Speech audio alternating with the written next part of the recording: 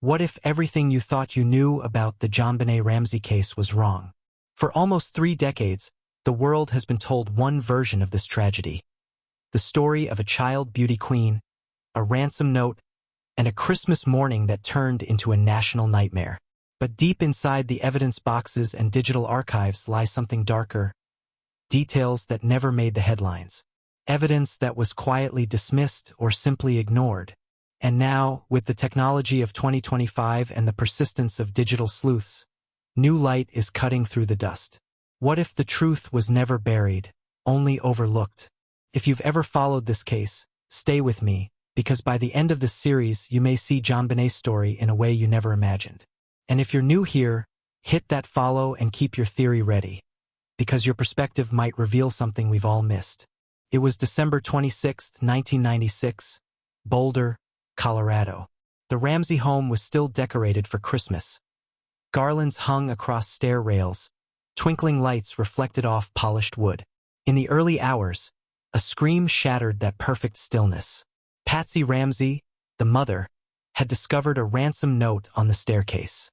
Her 6-year-old daughter, JonBenét, was gone. The letter, 3 pages long, demanded $118,000 for her safe return. An oddly specific number, the exact amount of John Ramsey's annual bonus. Within hours, the home became a storm of police, friends, and neighbors. But what happened next, the confusion, the mishandled evidence, the blurred lines between investigation and hysteria, would define the case for decades. At 1:05 p.m., as police prepared to leave, John Ramsey and a family friend searched the basement. Moments later, a father's scream echoed through the halls. He carried his daughter's body upstairs. JonBenét was gone. The ransom note, the broken basement window, the strange marks on her neck. Each detail told a different story, but none of them fit cleanly together. For years, investigators debated 2 opposing theories: the intruder theory and the family theory. Either someone had broken in through the basement and committed a meticulously planned crime, or someone inside the house knew far more than they admitted. The case divided not just Boulder, but the entire nation. Yet, here's where things start to shift, and why this case is being looked at again today. In 2025, a team of independent analysts revisited the original DNA evidence using modern touch DNA sequencing. Their focus wasn't on the full profiles, but on trace contaminants, the microscopic skin cells left on fibers, adhesive, and tape. What they found suggested the possibility of more than one unknown contributor. It didn't prove an intruder, but it reopened a door that had been long shut. And then there was the ransom note. Linguistic forensics have come a long way since 1996. Back then, analysis was mostly instinct, tone, phrasing, emotional markers. Now, software can map linguistic patterns with forensic precision. When specialists ran the note through modern linguistic AI tools, they found something curious. Not only did the writer mimic formal language patterns typical of the early 90s, but there were signs of deliberate misdirection, a writer trying to appear both educated and panicked. That duality raised an unsettling question. Was this truly a frantic parent's writing, or a carefully staged misdirection? Meanwhile, witness testimonies once brushed aside are being reevaluated. Neighbors recall faint sounds, metallic clicks, footsteps on gravel, and a strange parked vehicle that never matched any family member's account. Back then, those details were too faint to pursue. Today, digital mapping and sound-level modeling allow investigators to reconstruct sound travel within the Ramsey home and surrounding streets. Some of those dismissed sounds now align with what would have been the time frame of the abduction, before the supposed ransom note was even discovered. And then there's the letter itself, written on the family's own notepad, using their own pen. Experts say it wasn't rushed. Whoever wrote it took their time, in the same house where the victim's parents slept. That fact alone sends chills down the spine. Someone, somewhere in that house, writing page after page while a 6-year-old lay unconscious or worse, only steps away. It's the kind of calculated cruelty that begs the question. Was this an outsider, or someone who knew exactly how to make it look like one? Over the next few years, the case became a spectacle. The Ramsey family endured relentless media scrutiny, From the morning shows to tabloids that painted Patsy and John as grieving actors rather than parents. The world decided it needed villains. But in that noise, something vital slipped through the cracks. The investigation itself began to fracture. Evidence was contaminated. The house had been full of people. The chain of custody broken in several places. Forensics experts later admitted that much of the early evidence couldn't be fully trusted. Still, the case file swelled with inconsistencies. The basement window that John Ramsey claimed was his entry point after locking himself out months earlier, but officers couldn't confirm fresh disturbance. The stun gun marks that some experts swore were real, others said were post-mortem artifacts. The garrote fashioned from a paintbrush handle belonging to Patsy, but with an unknown cord never traced to the home. Each clue pointed in a different direction, as if the case were designed to confuse. And maybe that was the point. Nearly 30 years later, as the story resurfaces, digital investigators are noticing something old detectives missed. They're comparing photographs of the crime scene to modern forensic standards, lighting, angles, reflection markers, and they're identifying small, easily overlooked details. One such photo shows a fragment of paper, not part of the ransom note, lying near the wine cellar door. It was cataloged, but never tested. Modern enhancement revealed partial handwriting that doesn't match the ransom note's slant. A subtle but striking clue that could indicate multiple notes were drafted. In 2024, a former detective anonymously posted a series of internal memos on a cold case forum. Among them, a reference to secondary handwriting samples from a female family member that were inconclusive. That line, buried for decades, has reignited debates about how much investigators knew and what they may have chosen to suppress. But what if the truth wasn't suppressed out of malice, but confusion? Imagine standing in that house, Christmas tree lights still twinkling, gifts still unwrapped, a ransom note 3 pages long, every parent's nightmare unfolding in real time. The investigators were human, unprepared for a case that would become one of the most dissected crimes in American history. In their rush to find answers, they may have missed the very evidence that would one day point toward clarity. That's what this series is about. Uncovering the pieces hidden by panic, politics, and perception. In the next phase, we'll go deeper into the unseen evidence, the overlooked fibers, the touch DNA, and the strange clues that might finally separate truth from myth. Before you go, I want to hear from you. When you first heard about JonBenét's case, who did you think was responsible? Has your opinion changed? Drop your thoughts below, because in this case, even a single overlooked theory might lead closer to the truth.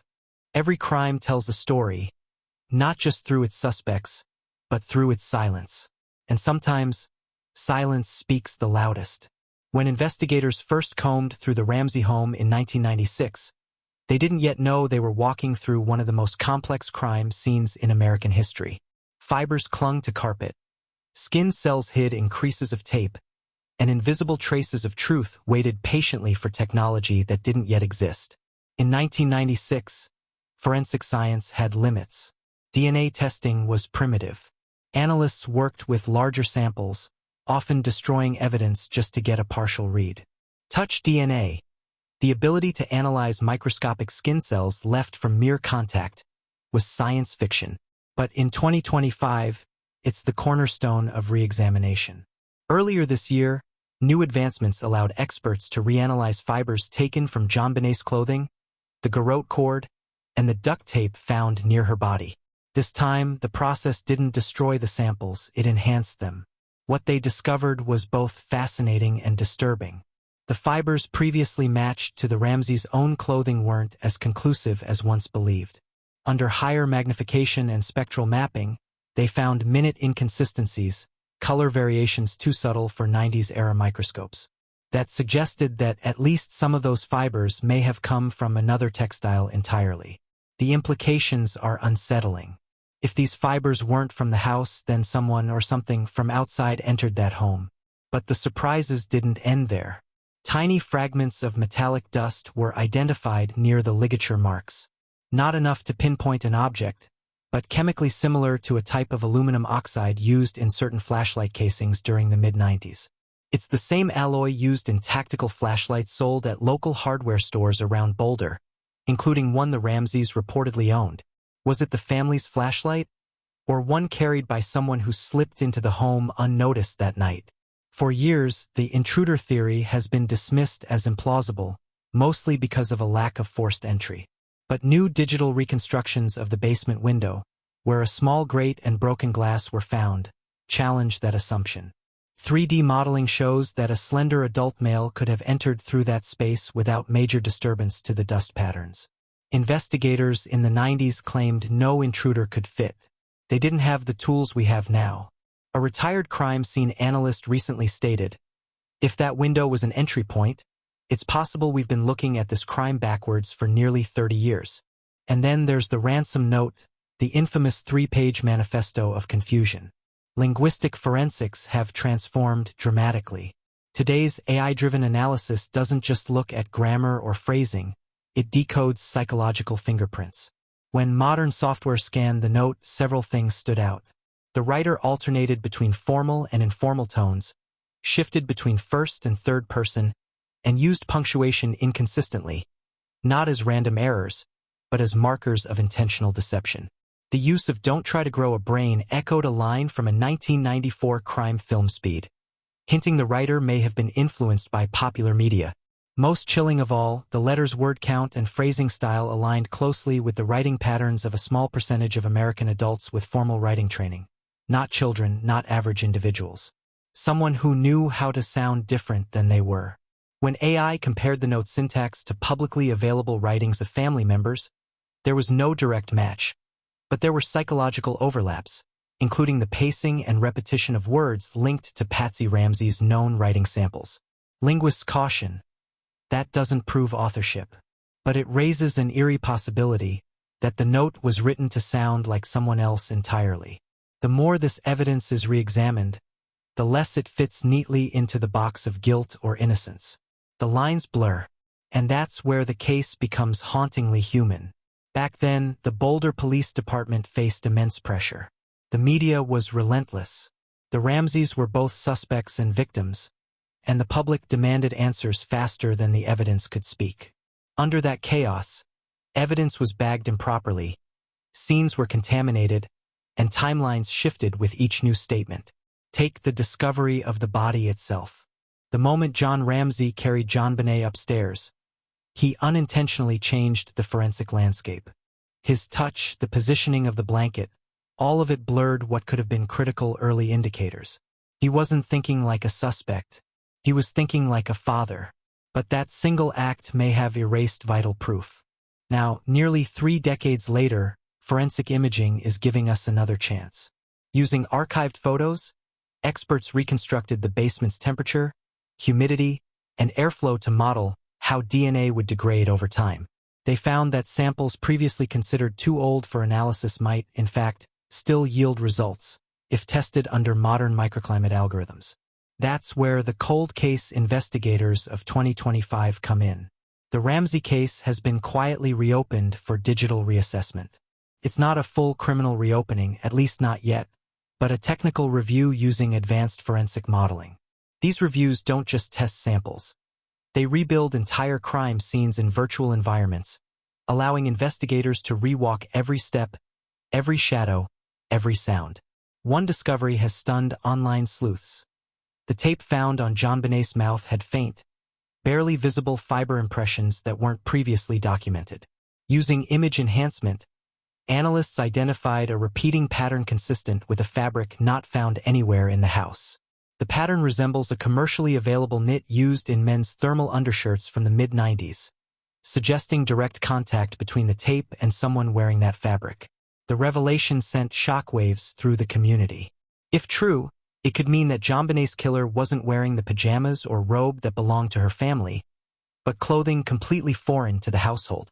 And yet, no new suspect has been named, because for every new piece of evidence, there's an equally strong counterpoint.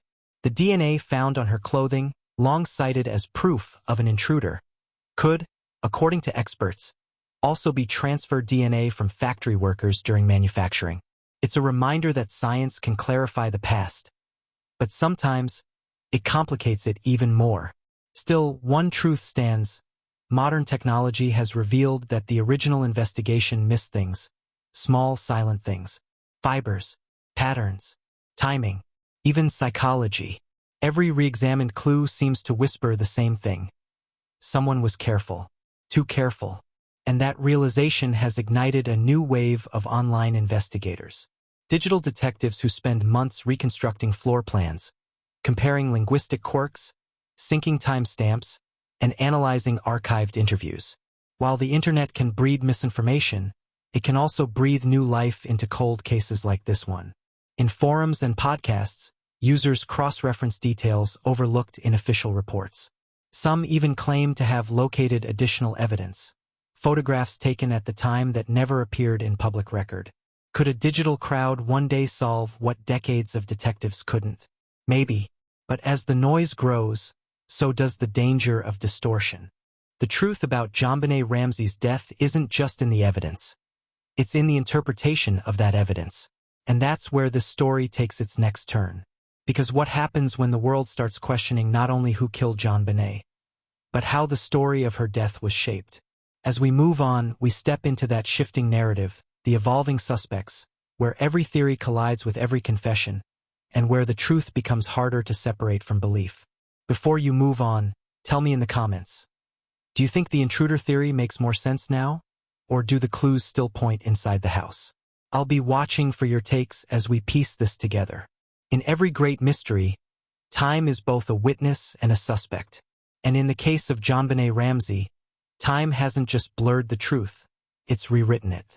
In 1996, suspicion fell hard and fast. The moment the ransom note was found inside the house, many believed the circle of suspicion began and ended with the people who lived there.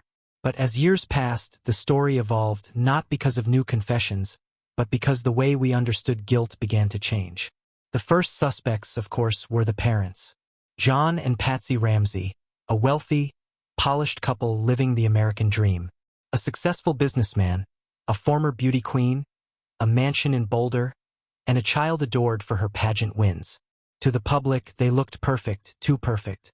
And in true crime, perfection breeds suspicion. The ransom note, the basement, the missing glass, every inconsistency became fuel. For years, media headlines painted them as cold, manipulative, and deceitful. Every TV special wanted the same answer. How could a parent do something like this? But behind those cameras, investigators were fighting another battle, a battle of evidence versus optics. No one wanted to believe an intruder could pull off such a complex crime unnoticed. No footprints in the snow, no neighbors seeing a stranger, no forced entry. It was simpler, even comforting, to believe the evil had come from within. But as forensic science advanced, cracks began to form in that theory. DNA traces found on JonBenét's clothing didn't match any family member. It wasn't enough to clear them completely, but it shifted the narrative just enough to cause doubt.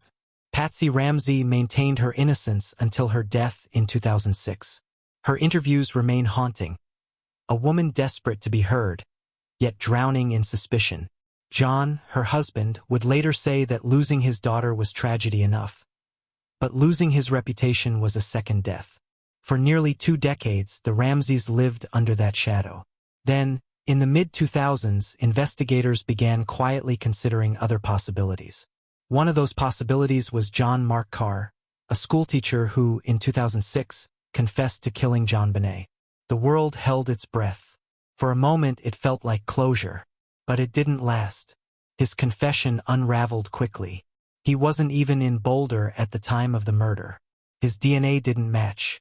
It was another cruel twist. Not for the investigators, but for a family already scarred by endless speculation. Still, Carr's false confession opened a disturbing door. There were people out there who wanted ownership of this crime. That revelation unsettled the case even further. Because if someone would lie about being the killer, could someone else have lied about what they saw, what they heard, or even what they remembered? As time went on, the list of possible suspects grew, shrank, and then grew again. There was the family friend who lived nearby, the electrician who'd worked in the area, the drifter rumored to have been seen near the Ramseys' property. But none of those leads held. None connected clearly. And then came the theory that would divide investigators for decades, the intruder theory. Early critics dismissed it as fantasy. But with the 2020s wave of reanalysis, some investigators began to reconsider it seriously. The key factor was DNA, the unaccounted-for genetic material found on JonBenét's long johns and underwear. It wasn't a perfect sample, but it suggested an unknown male contributor. Even more compelling were the new digital reconstructions of the basement and window grate, showing that an intruder could have entered and exited the home in less than 2 minutes without triggering noise alerts from inside. That possibility reframed everything. Because if an intruder could enter unseen, could they also have written the ransom note inside the house before committing the crime? Or was it written afterward to stage a kidnapping? Every theory seemed to loop back into another. And through it all, one haunting question persisted. If it wasn't the Ramseys, then who was it? Some online communities began focusing on a theory that had existed quietly for years, that someone close to the family, perhaps even a worker or acquaintance, had access to the house. This suspect would have known the layout, the alarm routines, the family schedule, even the location of that rarely used basement room. In 2018, a private investigator claimed to have located a partial fingerprint from the crime scene that matched a known offender from another state. Law enforcement never confirmed the claim, and the print was too degraded for legal certainty. But the story caught traction online, sparking thousands of theories and reigniting public obsession. And that's where the digital age changed everything. From the early 2000s to now, social media became the new detective bureau. Forums, podcasts, and YouTube documentaries turned average citizens into investigators. Some chased wild leads. Others uncovered valuable truths. In 2023, an independent researcher posted a detailed timeline comparing all 911 calls, police dispatch logs, and local weather data. Their conclusion? The crime likely occurred earlier than officially recorded. A detail that, if true, would alter the entire timeline of the night. Others have focused on handwriting experts, arguing that the ransom note wasn't written by a nervous parent or child, but by someone with practiced control, possibly older, educated, and emotionally detached. That, in itself, shifts the profile of the potential killer. Even the psychological profile of the crime has changed. Early analysts saw it as a crime of passion, chaotic, emotional, unplanned. But modern profilers have begun to view it differently. A staged scene meant to disguise an assault as a kidnapping gone wrong. A methodical act of deception. It's chilling to consider that every clue, every note, every misplaced object might have been part of a larger illusion. And through it all, the Ramseys remained in the center. Symbols of both tragedy and suspicion. In the years following Patsy's passing, John Ramsey has continued to push for independent DNA testing. He's repeatedly stated he's not looking for vindication anymore, only truth. In a recent interview, he said, "There's someone out there who knows. Maybe they've told someone. Maybe they haven't. But I believe there's still evidence that can speak, if someone finally listens." Those words echo through the years, heavy with both grief and defiance.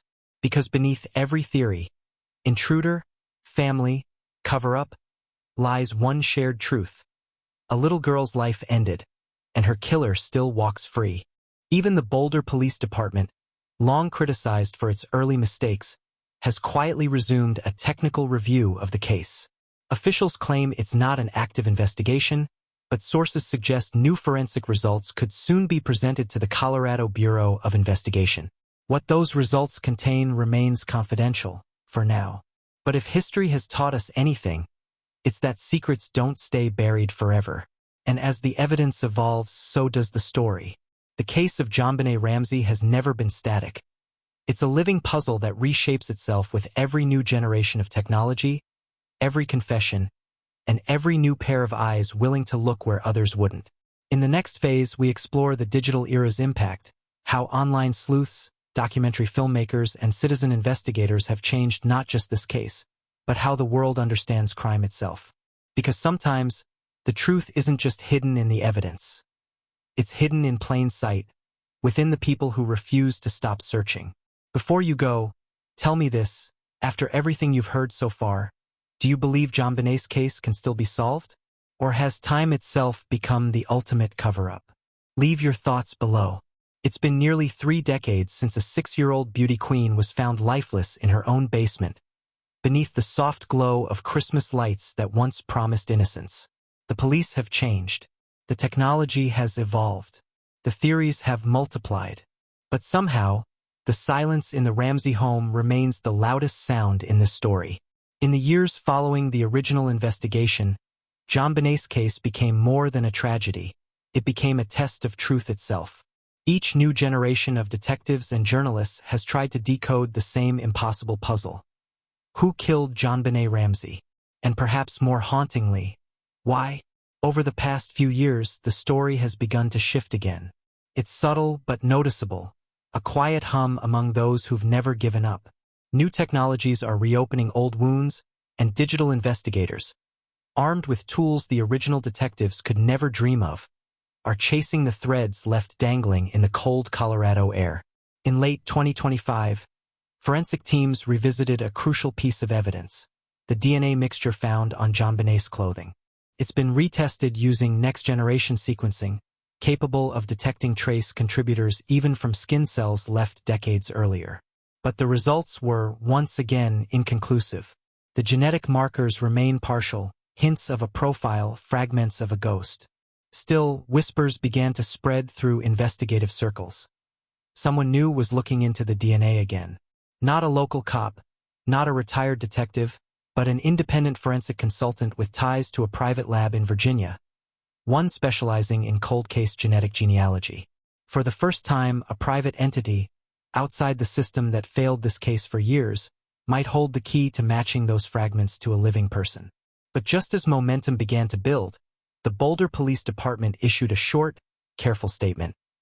We are in active collaboration with federal partners regarding potential new DNA methodologies. It wasn't confirmation. It wasn't denial. It was a whisper in the dark. Behind the scenes, families of cold case victims have rallied for a new approach, pushing for expanded DNA searches through genealogical databases like GEDmatch, which helped catch the Golden State Killer. But JonBenét's case is different. The DNA left behind is too mixed, too degraded, too incomplete.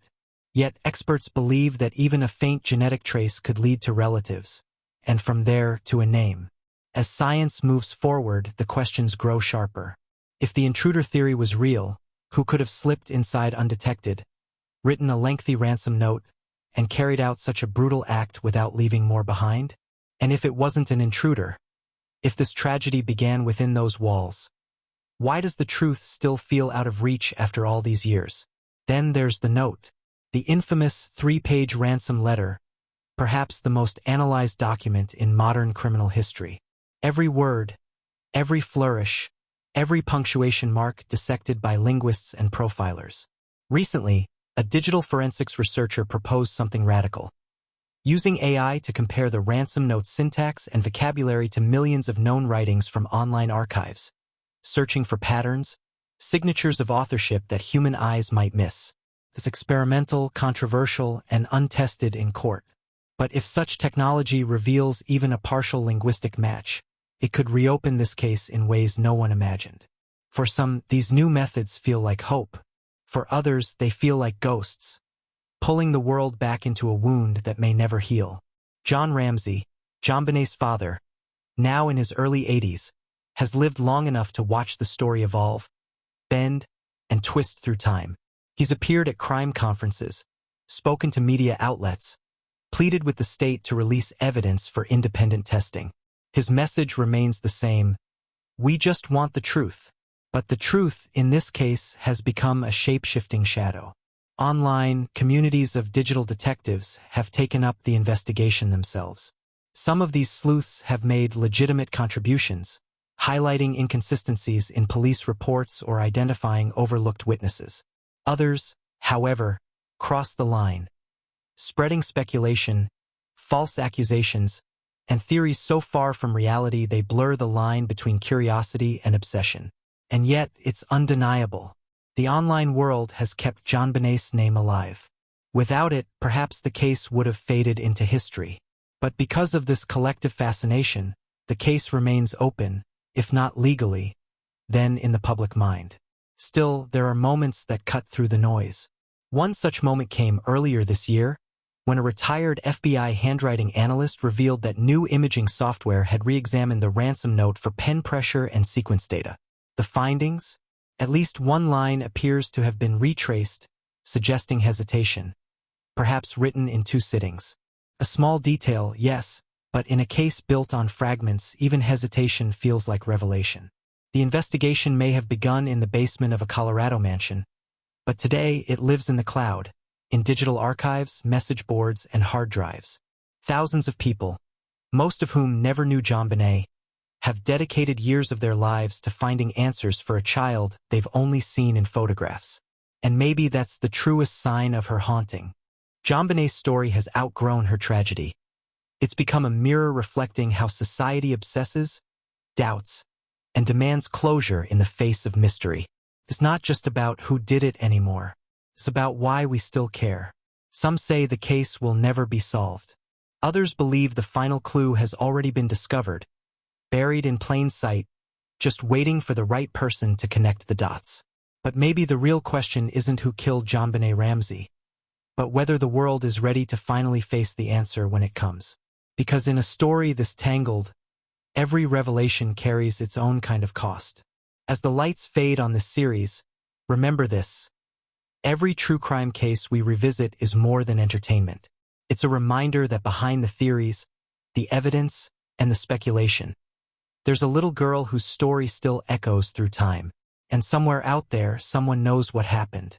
If you followed this case with us, share your thoughts below. What do you believe was missed? Do you think the answer still lies within that ransom note? Or buried deep in the DNA no one can quite decode? Your perspective might be the one that sparks the next breakthrough. Because even after all these years, one truth remains certain. The haunting isn't over until the truth is found.